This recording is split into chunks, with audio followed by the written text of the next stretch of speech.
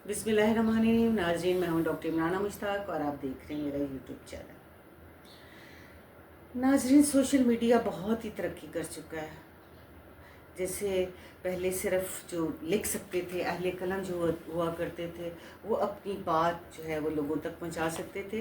और उसमें भी ये होता था कि कोई ज़रूरी नहीं कि आपका लिखा तमाम लोगों तक पहुंचे, बल्कि ग्लोबली तो सोचा भी नहीं जा सकता था। अपने चंद नज़दीक अहबाब जो हैं वो उन तक पहुंचाया जा सकता था, या कभी जो शायर अदीब थे वो उनका भी बहुत खुला मीडिया नहीं होता था। सिर्फ सिर्फ हम ज़ुबान होते थे, वो किसी तरीके से उनके पास किताबें पहुंच जाया करती थी और वो जो उससे मुस्तफ़ीद हुआ करते थे, और उस बंदे का एक पॉपुलर नाम जो भी बनना होता था वो बन जाता था। लेकिन अब चूंकि सोशल मीडिया और उसका एक नहीं बेशुमार प्लेटफॉर्म्स हैं, और हम अपना फ़र्ज़ समझते हैं कि हम उन सारे प्लेटफॉर्म्स को इस्तेमाल करें, ज़रूर करें। मैं क्या, एक हकीकत है कि हर चीज़ का अच्छा पहलू भी है और बुरा पहलू भी है। अब आप असलहे को ही ले लें, असला इतनी बड़ी इंडस्ट्री है, और जहाँ ज़ाहिर है अगर कोई जंग ऐसी है जहाँ हक़ और बातिल की है, तो आप उसमें असला इस्तेमाल करते हैं तो ज़ाहिर है वो फ़ायदेमंद है। लेकिन अगर आप जैसे आजकल फ़लस्तीन में हो रहा है, जैसे फ़लस्तीन के लोगों का जेनोसाइड हो रहा है, जैसे उनकी नस्ल कुशी की जा रही है, जैसे यहूदी जो है वो मुसलमानों को ख़त्म करने के दर पे हैं, और अमेरिका ने तो असला देना ही देना है। अमेरिका कि आपको पता है कि सबसे बड़ी असले का जो कारोबार है वो अमेरिका में होता है, और ज़ाहिर है जो सबसे बड़े जो स्टेक होल्डर्स हैं वो भी वही लोग हैं जो असला बनाते हैं। और वो तो ज़ाहिर है वो कोई भी कारोबार वाला जो भी, चाहे कोई आलू बेच रहा हो, क्या वो चाहेगा कि लोग आलू ना पसंद करें, लोग आलू ना खाएं? वो कभी भी नहीं चाहेगा। वो चाहेगा कि उसके आलू बिकते रहें और ज़्यादा से ज़्यादा बिकें और ज़्यादा कीमतें बिकें। यही हाल जो है वो असले वालों का है। वो ज़ाहिर है चाहे वो कोई भी मुल्क बनाता है, चाहे मुसलमान मुल्क हैं, चाहे वो नॉन मुस्लिम मुल्क है। मैंने आपको बताया कि अमेरिका तो सबसे बड़ा जो है व्यापारी है असले का, तो वो कैसे चाहेगा, वो कभी जो है चाहेगा कि अफ़गानिस्तान की जंग ना ख़त्म हो, कभी वो चाहेगा कि गल्फ़ वॉर्स जो हैं वो ना रुकें, कभी वो चाहेगा कि अगर फ़लस्तीन का मामला शुरू हो गया तो वो ना कभी ख़त्म हो।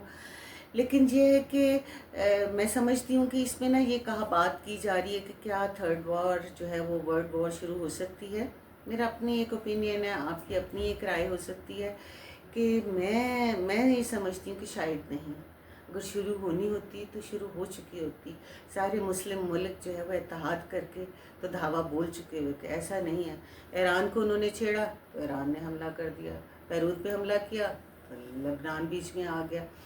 लेकिन बाकी ममालिक जो और भी उनके अड़ोस पड़ोस के हैं, क्या इवन उन्होंने शिरकत की? नहीं की। क्या पाकिस्तान ने शिरकत की? नहीं की। क्या और जो दूसरे मुस्लिम ममालिक हैं उन्होंने शिरकत की? नहीं की। क्या कभी बस सिवाय इसके कि उसकी मजम्मत कर दें, कोई कॉन्फ्रेंसेस कर लें या इस बात पे बात कर लें, उसके अलावा कुछ किया प्रैक्टिकल? नहीं किया। सिवाय इसके कि जो प्राइवेट NGOs या मुखैर हजरात हैं अपने तौर पे खाना पीना सामान कपड़े लेके तो वो पहुंच जाए, ये इसी लेवल पे हो रहा है, बस यही हो रहा है। अफ़गानिस्तान की जब वॉर हुई, पाकिस्तान उन दिनों कितना परेशान था, और क्या क्या नहीं पाकिस्तान ने दहशतगर्दी का किस तरह मुकाबला किया।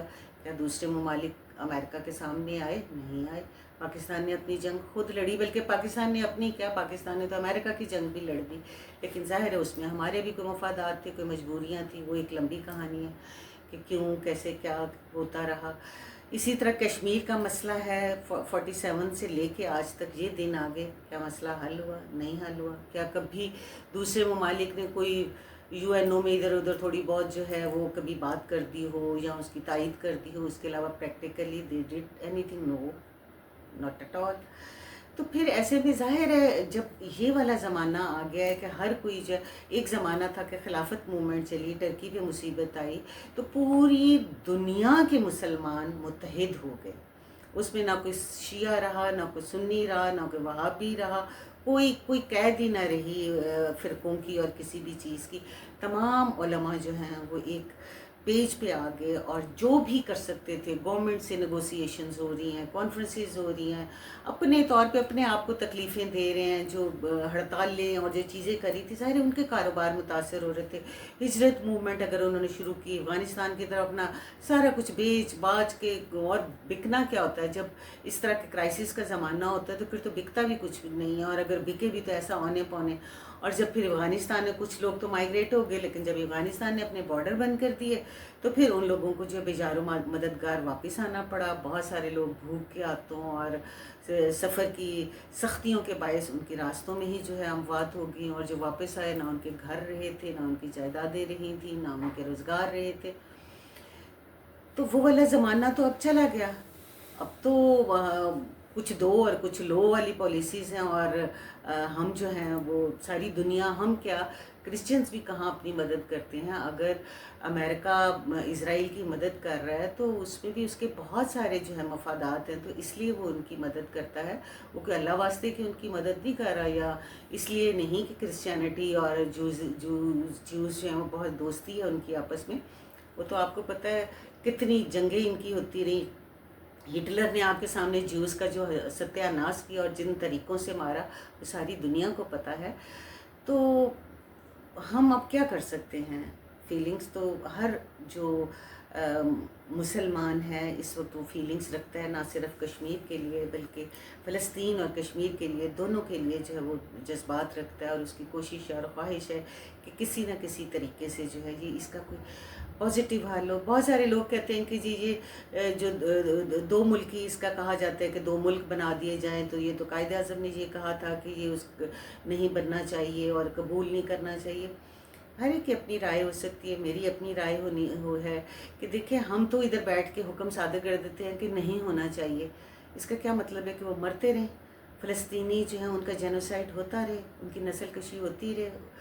کیونکہ دیکھیں جیسے ہٹلر نے نسل کشی کی تھی جیوز کی اور ان کو چن چن کے مارا تھا، اسی طرح اب اسرائیل جو ہے وہ ان کا زیادہ ٹارگٹ ہی بچے اور خواتین ہیں، تاکہ نئی نسل، تاکہ مسلم عورتیں نہیں ہوں گی تو بچے کون پیدا کرے گا، بچے مر جائیں گے تو اگلی نسل کہاں سے آئے گی؟ تو ہمیں فوری حل کے لیے سجیشنز دینی چاہیے۔ ہمیں وہ سجیشنز نہیں دینی چاہیے جن سے ان کا بلا وجہ اور اتنا ان کا جو ہے وہ جانوں سے ہاتھ جاتا رہے۔